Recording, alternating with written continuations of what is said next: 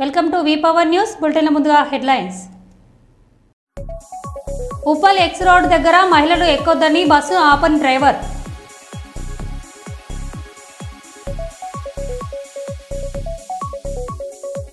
సూర్యాపేట జిల్లాలో చింతలపాలెం మండల కేంద్రంలో భూభారతి సదస్సు నిర్వహించిన అధికారులు.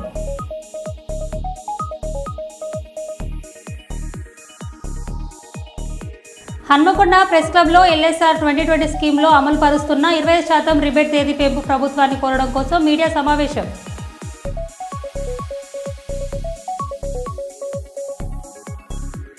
డోలీలో తీసుకెళ్తుండగా మార్గం మధ్యలోనే ప్రసవించిన గర్భిణి.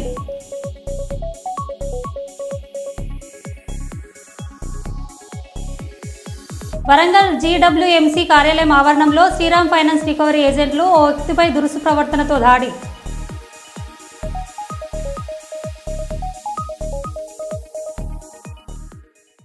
ఇక వివరాల్లోకి వెళ్తే కాకినాడ మే 22, 2025 శుక్రవారం 102 తల్లి బిడ్డ ఎక్స్ప్రెస్ డ్రైవర్లు తమ సమస్యలు పరిష్కరించుకోవాలని కోరుతూ రాష్ట్ర వ్యాప్తంగా పిలుపులో భాగంగా కాకినాడ కలెక్టరేట్ వద్ద సిఐటియు ఆధ్వర్యంలో ధర్నా కార్యక్రమం నిర్వహించారు. ఈ కార్యక్రమాన్ని ఉద్దేశించి సిఐటియు జిల్లా కోశాధికారి మలక వెంకటరమణ మాట్లాడారు.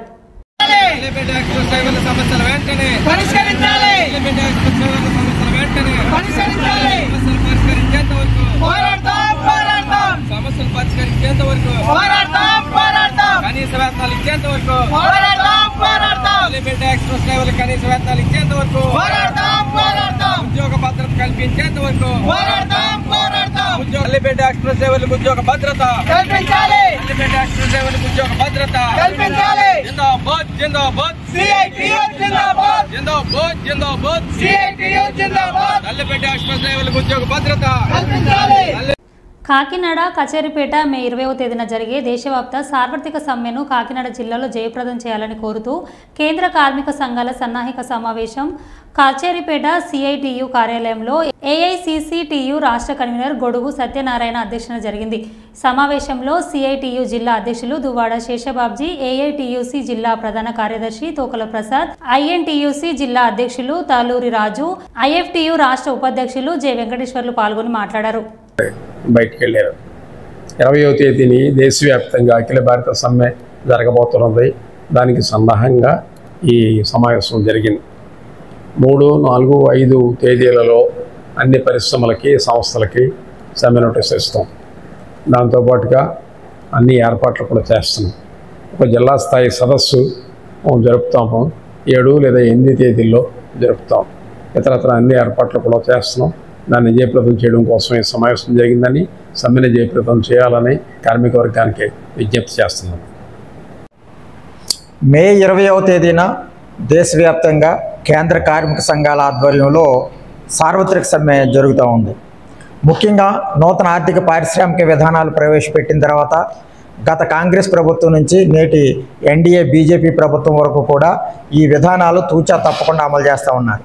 ఈ విధానాల ఫలితంగా దేశంలో నిరుద్యోగం పెరిగింది, అసమానతలు పెరిగింది, సంపద కొద్దిమంది దగ్గరే పోగుపడతా ఉంది. ప్రభుత్వ రంగాన్ని సర్వనాశనం చేస్తూ ఉన్నారు, ప్రభుత్వ రంగాన్ని ప్రైవేట్ పరం చేస్తూ ఉన్నారు. పెద్ద పెట్టుబడిదారులకి, కొత్త పెట్టుబడిదారులకి లాభాలు చేకూర్చే విధంగా ప్రభుత్వాలు నిర్ణయం తీసుకుంటూ ఉన్నాయి. ప్రజల మీద నిరుద్యోగ భారం, అన్ని ధరల భారం, అన్ని రకాల భారాలు పెంచుతూ ఉన్నారు. ఈ విధానాలను మేము తీవ్రంగా వ్యతిరేకిస్తున్నాం. ఉద్యోగ భద్రత లేకుండా పోయింది, కార్మిక హక్కులకు రక్షణ లేకుండా పోయింది. ఇట్లాంటి విధానాల వల్ల మేము తీవ్రంగా ఈ ప్రభుత్వాలకి హెచ్చరిస్తున్నప్పటికి కూడా బుద్ధిరాని కారణంగా ఇట్లాంటి సార్వత్రిక సమ్మెలు ఇప్పటికి దాదాపు 20 వరకు చేయాల్సి వస్తుంది. ఇది 20వ సమ్మెగా మేము భావిస్తూ ఉన్నాం. ముఖ్యంగా కేంద్ర ప్రభుత్వం 29 లేబర్ చట్టాలను రద్దు చేసి 4 లేబర్ కోడ్లు తీసుకొచ్చింది. ఈ కోడ్లు అమల్లోకి వస్తే మొత్తం కార్మికులు కట్టు బానిసలుగా మారే ప్రమాదం ఉంది. వెట్టి చాకరీ చేసే పరిస్థితి ఉంది. కనీస వేతనాలు అడిగే హక్కు కోల్పోతారు, సంఘం పెట్టుకునే హక్కు కోల్పోతారు, సమ్మె చేసే హక్కు కోల్పోతారు. అంతేకాకుండా ఈ లేబర్ కోడ్ల ద్వారా యజమానుల్ని అన్ని రకాలుగా రక్షిస్తూ ఉన్నారు. ఏంటంటే ముఖ్యంగా వాళ్ళకి ఇంతకుముందు శిక్షలు ఉండేవి, పెనాల్టీలు ఉండేవి. శిక్షలు రద్దు చేసి పెనాల్టీలు వేస్తూ ఉన్నారు. ఇది పెట్టుబడిదారులను కాపాడడానికి తప్ప మరేందుకు కాదు. ఖచ్చితంగా ప్రతి కార్మికుడికి 26,000 రూపాయల జీతం ఇవ్వాలి. కాంట్రాక్ట్ అవుట్సోర్సింగ్ కార్మికులను రెగ్యులరైజ్ చేయాలి. స్కీమ్ వర్కర్లందరినీ కూడా ప్రభుత్వ ఉద్యోగులుగా గుర్తించాలి.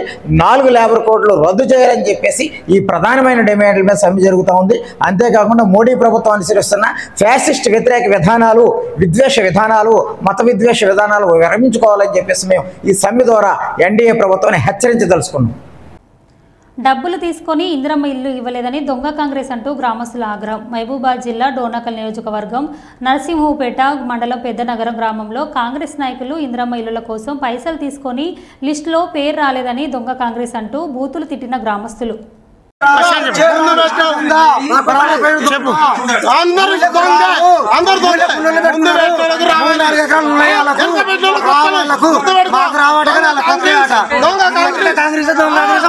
చెప్పాలి ప్రతి ఒక్క పార్టీలో ఉన్న లుచ్చగాళ్ళంతా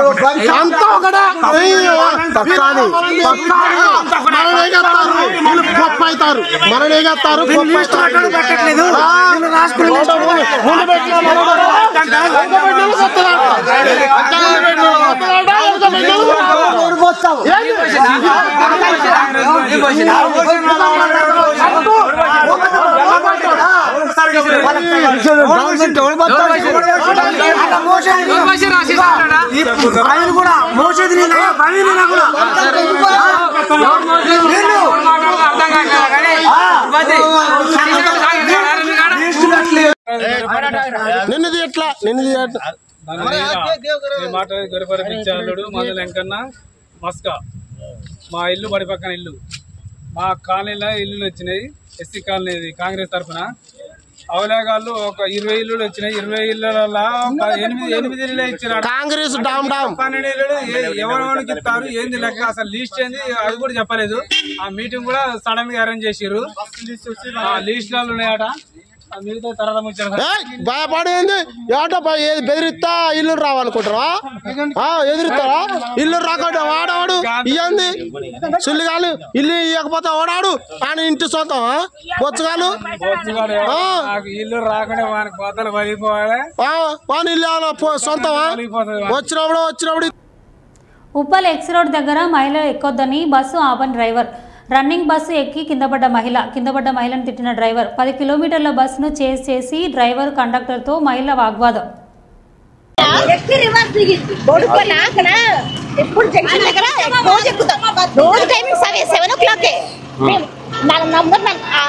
దిగుతూనే ఉన్నారు, వెళ్ళిపోతూనే ఉన్నాడు. ఎక్కద్దు మీరు ఎక్కద్దు కూడా వెళ్ళిపోతూనే ఉన్నారు.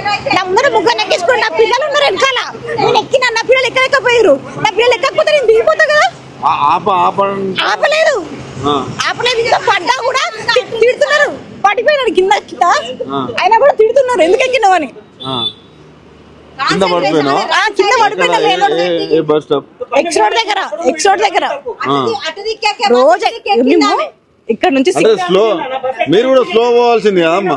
స్లో కాదు డైరెక్ట్ ఏమంటారు తెలుసా, మీరు ఎక్కదు ఇక్కడ. ఇప్పుడు కూడా అదే అంటున్నాడు, మీరు ఎక్కదు ఇక్కడ.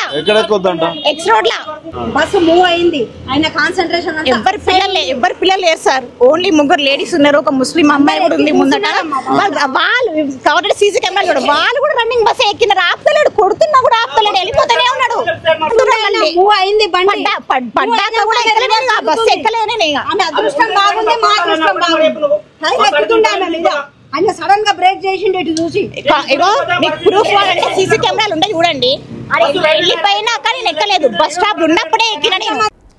బంగ్లాదేశ్ నుండి ముస్లింలు బీహార్లోకి వస్తే వాళ్ళ పిల్లలు తెలంగాణలోకి వచ్చి మదర్సాలోని చదువుతున్నారు అని బీజేపీ ఎంపీ రఘునాథ్ రావు అన్నారు. జిన్నారం మదర్సాలో ఏం జరిగింది అనేటువంటి విషయంలో ఒక నలుగురం గత వారం రోజులుగా అక్కడ ఏం జరుగుతుంది అనేటువంటి విషయంలో విచారణ జరిపినప్పుడు మొత్తం తెలంగాణ కాదు దేశం మొత్తం ఆశ్చర్యపోల్సినటువంటి విషయాలు ఉన్నాయి. అక్కడ ఆ మదర్సాలో 70 మంది విద్యార్థులు చదువుకుంటున్నారు. జిన్నారం దగ్గర ఘర్షణ కారణమైనటువంటి మదర్సాలో 70 మంది విద్యార్థులు చదువుకుంటున్నారు. ఎక్కడోళ్ళు? జిన్నారం వాళ్ళు, బొల్లారం వాళ్ళు, పటాన్చేరు వాళ్ళు, రామచంద్రపురం వాళ్ళు, సిద్దిపేట వాళ్ళు, ఇంకెవరో పక్కోళ్ళేమో అనుకున్నా నేను. మొత్తం విచారణ చేసి చూస్తే తేలింది ఏంటంటే ఆ 70 మందిలో 65 మంది 70లో 65 మంది పిల్లలు. మీది ఏ ఊరు అని అడిగినప్పుడు వాళ్ళ నుంచి వచ్చిన సమాధానం కిషన్ గంజ్ బీహార్ అని చెప్తున్నారు. వాళ్ళు దయించి సభ్య సమాజం హిందువులు మొత్తం ఆలోచించాలి. ఎక్కడి నుంచి వచ్చిరట? కిషన్ గంజ్ అనే జిల్లా నుంచి బీహార్ నుంచి వచ్చినాము అని చెప్తున్నారు. మీ తల్లిదండ్రులు ఎక్కడున్నారు అని అడిగినాం. నెక్స్ట్ ప్రశ్న, మా తల్లిదండ్రులు అంతా బీహార్లోనే ఉన్నారు సార్ అని చెప్పారు వాళ్ళు. సో తల్లిదండ్రులు బీహార్లో ఉన్నారు, వాళ్ళు పుట్టింది బీహార్లో, వచ్చింది ఎక్కడికి? జిన్నారంకి వచ్చారు.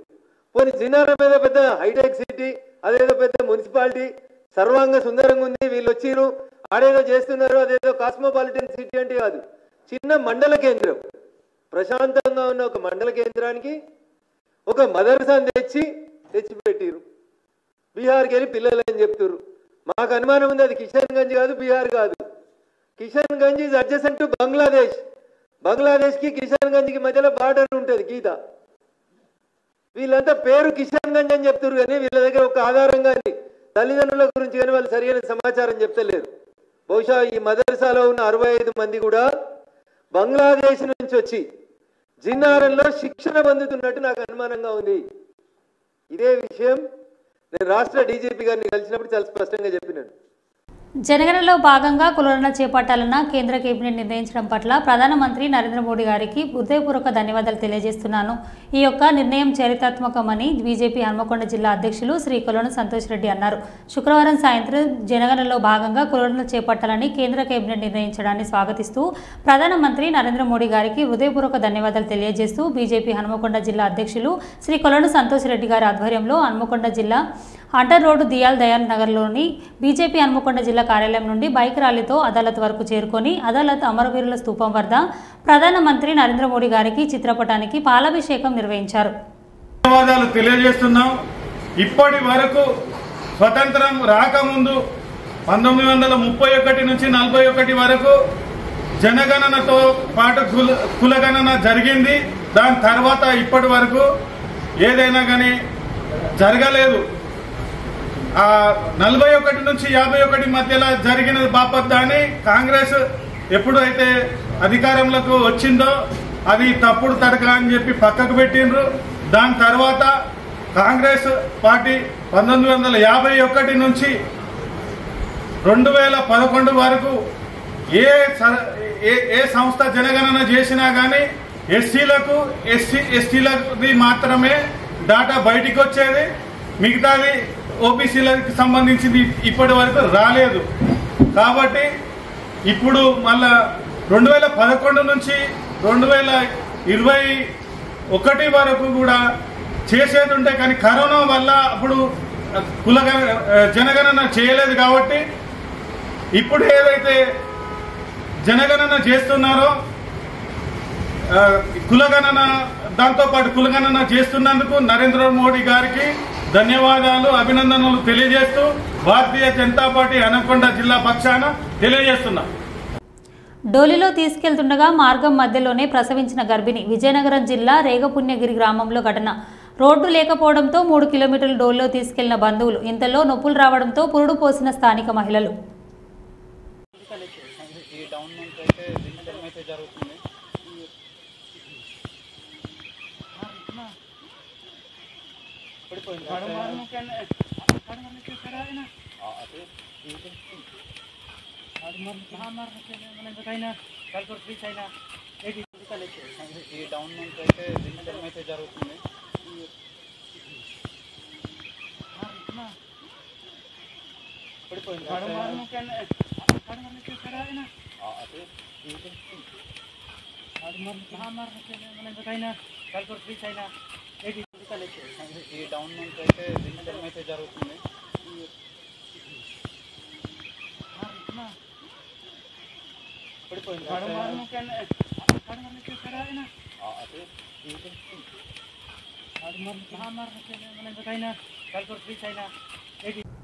హన్మకొండ ప్రెస్ క్లబ్లో ఎల్ఆర్ఎస్ 2020 స్కీమ్లో అమలు పరుస్తున్న 25% రిబేట్ తేదీ పెంపు ప్రభుత్వాన్ని కోరడం కోసం మీడియా సమావేశం.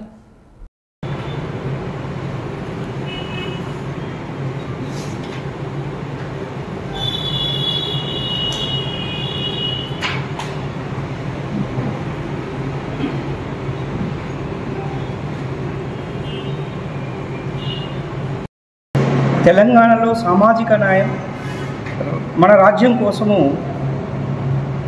గత వేల సంవత్సరాల నుంచి మనం చూసుకుంటూ వచ్చినట్లయితే ఏం జరిగింది అని అంటే యుగ యుగాలుగా తరతరాలుగా మన తెలంగాణ పీడిత ప్రజల యొక్క కన్నీటి సాగరంలో మునిగి తేలిందని మనకు తెలిసినా తెలియని ఆ తనంలో ఉంచింది ఈ సమాజం అని చెప్పడానికే ఈ జేఏసీ బీసీ ఎస్సీ ఎస్టీ మరియు అగ్రకుల ప్రజాస్వామ్యవాదులతో కూడినటువంటి ఈ జేఏసీ గత నెల మార్చి 31వ తారీఖున హైదరాబాదులో మేధావులు అన్ని యూనివర్సిటీల ప్రొఫెసర్సు మరి యువతతో కూడినటువంటి సమూహంతో ఆవిష్కరించబడింది. మరి ఈ తెలంగాణలో ఉన్నటువంటి ఉమ్మడి వరంగల్ అనేటువంటి ప్రాంతంలో కూడా ఎల్లుండి అనగా 4వ తారీఖు ఆదివారము మరి ఆవిర్భావ సన్నాహక సదస్సు మహాసదస్సు జరగబోతుంది. సామాజిక కార్యకర్తలు సామాన్యులైన బాధలతో పీడితులైనటువంటి తన అనుభవాన్ని చెప్పుకోవడానికి రేపు 4వ తారీఖు రోజున అక్కడికి రావడం జరుగుతూ ఉంది. దాంట్లో భాగంగానే డాక్టర్ విశ్వనాథన్ మహారాజు కూడా వస్తున్నారని విశిష్టంగా చెప్పడం జరుగుతూ ఉంది. అందులో భాగంగానే అని చెప్తున్నాం మేము. దయచేసి దీన్ని గమనించాలి. అంతేకాకుండా మరి బాధలకు గురైనటువంటి ఈ సమూహానికి నాయకత్వం ఎవరు వహించబోతున్నారు అనేది కూడా ఈ సదస్సులో మనం తేల్చుకోవాల్సినటువంటి అవసరం ఉంది. బీసీఎస్ఏసీల కోసం 10,000 కిలోమీటర్లు నడిచినటువంటి ప్రజాక్షేత్రంలో రాజ్యాధికారం కోసం నడిచినటువంటి మహనీయుడైనటువంటి మాకు కనిపించిన ఈ సమాజంలో కనిపించినటువంటి మరో కనిష్టం డాక్టర్ విశ్వనాథన్ గారిని చెప్పడానికి సంతోషిస్తూ ఉన్నాం. మరి వారి యొక్క అనుభవాన్ని కూడా మనం ఆ వేదికలో తీసుకోవాల్సిన అవసరం ఉంది. అంతేకాకుండా మన బాధితులమైనటువంటి ఈ సమాజం నుంచి కూడా మనము ఎక్స్ప్రెస్ చేసుకోవాల్సినటువంటి సందర్భం కూడా వచ్చింది అని ఈ మేధావి వర్గాలైనటువంటి ఈ రాజకీయ పార్టీ అన్ని రాజకీయ పార్టీలో ఉన్నటువంటి బీసీఎస్ఎస్సీ నాయకులను కూడా ఆహ్వానించడం జరుగుతూ ఉంది. ఈ నేపథ్యంలో ఒకరినే కాదు అన్ని పార్టీలో ఉన్న బీసీఎస్సీ ఎస్టీ నాయకులని మరి అక్కడ సంతోషంగానో లేకపోతే బాధతో ఏదో రూపంలో ఉన్నటువంటి అందరి నాయకుల్ని ఈ యొక్క క్షేత్రంలోకి రావాలని తన యొక్క డిస్కషన్లో తన యొక్క అనుభవాన్ని మా అందరికి కూడా మన సమాజాన్ని అందరికీ కూడా పుణికిపుంచి డిస్కషన్ సదస్సులో పాల్గొని తన యొక్క అనుభవాలను మన యొక్క అందరి అనుభవాలని పుణికిపుచ్చుకునే విధంగా ఈ సదస్సు జరగబోతుందని చెప్పడానికి సంతోషిస్తూ ఉన్నాం. ఇక ఈ యొక్క నేపథ్యంలో ఉన్నటువంటి కొన్ని కీలక అంశాలు మరి రీజనల్ ఇన్ఛార్జ్ అయినటువంటి సుమన్ గారిని కంటిన్యూ చేయాల్సిందిగా మనవి. ఈ తెలంగాణ రాష్ట్రంలో ఉన్నటువంటి 90% మంది బీసీఎస్సీ ఎస్టీ ప్రజలకి అధికారంలో భాగస్వామ్యం లేదు. ఈ 90% ఉన్నటువంటి ఈ ప్రజలకి అధికారాన్ని అందించాలనేటువంటి ఒక ఆలోచనతోనే మార్చి 31న సుందరయ్య విజ్ఞాన కేంద్రంలో ఆవిర్భవించిన ఈ బీసీఎస్సీ ఎస్టీ ఈ జాకు ఈ ఆవిర్భావం తర్వాత 2వ సన్నాహక సమావేశాన్ని హన్మకొండ కేంద్రంగా ఉన్నటువంటి వైష్ణవ్ గ్రాండ్ హోటల్లో మే 4వ తేదీ ఆదివారం రోజున ఈ బీసీఎస్సీ ఎస్టీ జాక్ సన్నాహక సమావేశాన్ని ఏర్పాటు చేస్తున్నాం. నాడు తెలంగాణ పేరు మీద 5% లేని అగ్రకులాలకు రాజ్యం ఏ విధంగా అయితే వచ్చిందో నేడు ఈరోజు ఈ బీసీఎస్సీ ఎస్టీ జాకుతోని తెలంగాణ రాష్ట్రంలో సబ్బండ కులాలకు అధికారాన్ని అందించడానికి కోసమే ఈ బీసీఎస్సీ ఎస్టీ జాక్ సన్నాహక సమావేశాన్ని మే 4వ తారీఖున ఏర్పాటు చేస్తున్నామని మీడియా ప్రముఖంగా ఈ ఉమ్మడి వరంగల్ జిల్లా ప్రజలందరికీ తెలియజేస్తున్నాం. కాబట్టి ఈ జిల్లాలో ఉన్నటువంటి మేధావులు సామాజికవేత్తలు సామాజిక కార్యకర్తలు అందరూ కూడా బీసీఎస్సీ ఎస్టీ ప్రజలందరూ కూడా మనం ఈ సాధించుకున్న తెలంగాణలో సబ్బండ కులాల వాటా కోసం రైట్స్ కోసం రాజ్యాధికారం కోసం మనమంతా ఉద్యమించాల్సిన అవసరత ఉన్నది. కాబట్టి ఈ జాగ్ రూపంలో ఏర్పాటు చేయబోయే ఈ సన్నాహక సమావేశంలో మీరందరూ పాల్గొని దీన్ని విజయవంతం చేయడంతో పాటుగా మీ సలహాలు సూచనలు ఇస్తూ రేపు భవిష్యత్తులో తెలంగాణలో అధికారాన్ని సాధించే దిశగా మనందరం ప్రయాణం చేయాల్సిందిగా తెలియజేస్తూ ఈరోజు ఈ ఉమ్మడి వరంగల్ జిల్లా బీసీఎస్సీ ఎస్టీ రైట్స్ అండ్ రాజ్యాధికార సాధన జేఏసీ కమిటీ ఆధ్వర్యంలో ఈ ప్రెస్ మీట్ను నిర్వహించడం జరిగింది. కాబట్టి మే 4న జరగబోయే రాష్ట్ర పార్టీ పిలుపు మేరకు మరియు మంచిర్యాల జిల్లా బీజేపీ అధ్యక్షులు నగనూరి వెంకటేష్ గౌడ్ ఆదేశాల మేరకు నిన్న చెన్నూరు పట్టణం బీజేపీ అధ్యక్షులుగా తుమ్మ శ్రీ బీజేపీ అధ్యక్షులుగా తుమ్మ సీపర్ని ప్రకటించడం జరిగింది. అయితే ఈరోజు చెన్నూరు పట్టణ కార్యక్రమంలో చెన్నూరు పట్టణ బీజేపీ నూతన అధ్యక్షుడిగా తుమ్మ శ్రీపాల్కి మంచిర్యాల జిల్లా బీజేపీ అధ్యక్షులు నగునూరి వెంకటేష్ గౌడ్ చేతుల మీదుగా నియామక పత్రం ఇవ్వడం జరిగింది. అదేవిధంగా శుభాకాంక్షలు తెలపడం జరిగింది. నేటి నుంచి కూడా పార్టీ కార్యక్రమాలన్నీ కూడా జాతి తిరుపతి గారి సహాయ సహకారాలు మాజీ అధ్యక్షుని అదేవిధంగా సీనియర్ నాయకులందరూ సహాయ సహకారాలు తీసుకొని ఈ పార్టీని రానున్న రోజుల లోపల మరి మున్సిపాలిటీ లోపల భారతీయ జనతా పార్టీ జెండా ఎగరేసే విధంగా అందరినీ కలుపుకొని తన భేదం లేకుండా మనతోటి భారతీయ జనతా పార్టీ కార్యకర్తలు కొంత పోయిన తేడా లేకుండా అందరినీ కూడా కలుపుకొని ముందుకు పోయి భారతీయ జనతా పార్టీ జెండాను మున్సిపల్ పైన రెక్కపరపలాడే విధంగా కృషి చేయాలని నేను కోరుతూ తెలియజేస్తూ ఆయన శుభాకాంక్షలు తెలియజేస్తా ఉన్నాను. అదేవిధంగా ఈ నెల 5వ తేదీ జాతీయ రహదారి నెంబర్ 363 ఏదైతే శ్రీరాంపూర్ నుంచి వాంకిడి వరకు 3,500 కోట్లతోటి నిర్మాణం జరిగిందో ఆ యొక్క కార్యక్రమాన్ని ప్రారంభించడానికి గౌరవనీయులు నితిన్ గడ్కరీ గారు కేంద్ర జాతీయ రహదారుల శాఖ మంత్రి వారు విచ్చేస్తున్నారు.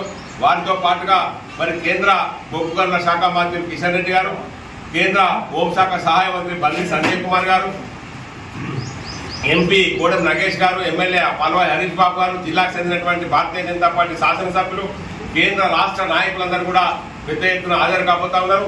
ఈ కార్యక్రమం ఆసిఫాబాద్ సిర్పూర్ కాగజ్నగర్ క్రాస్ రోడ్ వద్ద పెద్ద ఎత్తున ఈ కార్యక్రమం ఏర్పాటు చేయడం జరిగింది. దీనికి సంబంధించినటువంటి సమీక్షా కార్యక్రమం కూడా ఇప్పుడు నిర్వహించడం.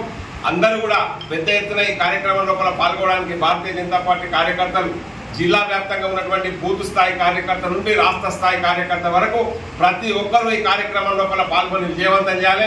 ఇదివరకే టీఆర్ఎస్ పార్టీ నాయకులు దాన్ని ఏదో వాళ్ళే కట్టుకున్నట్టు క్లెయిమ్ చేసుకున్నారు. డ్రోన్ వీడియోలు తీసి ఆ వీడియోలు తీసి సోషల్ మీడియాలో పెట్టుకున్నారు. ఇదంతా తప్పుడు ప్రచారం అని తెలియజేస్తున్నాము.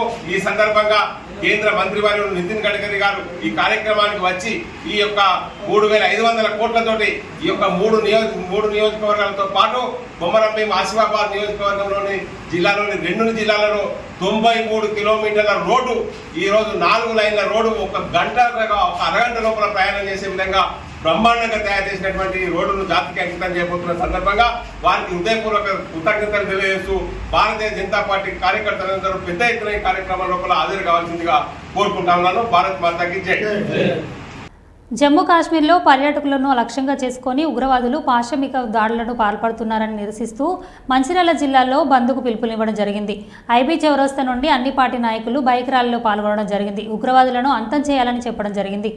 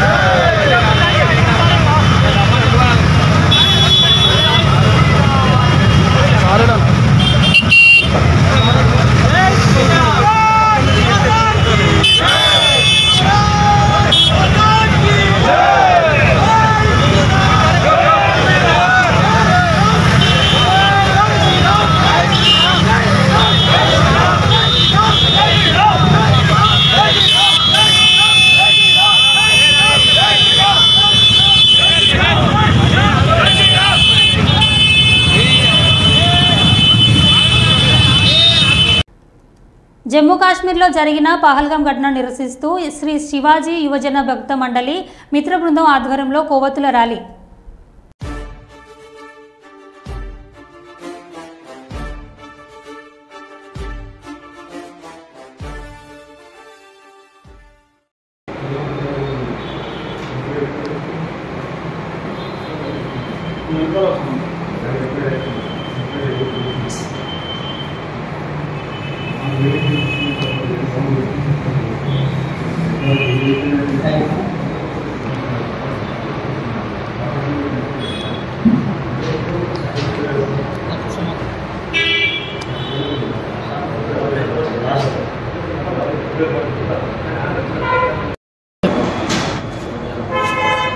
నా పేరు భాస్కర్ ఇంటి పట్ల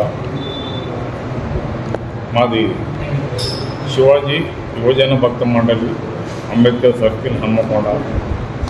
సో గత 46 సంవత్సరాల నుంచి మా శివాజీ భజన భక్త మండలి తరఫున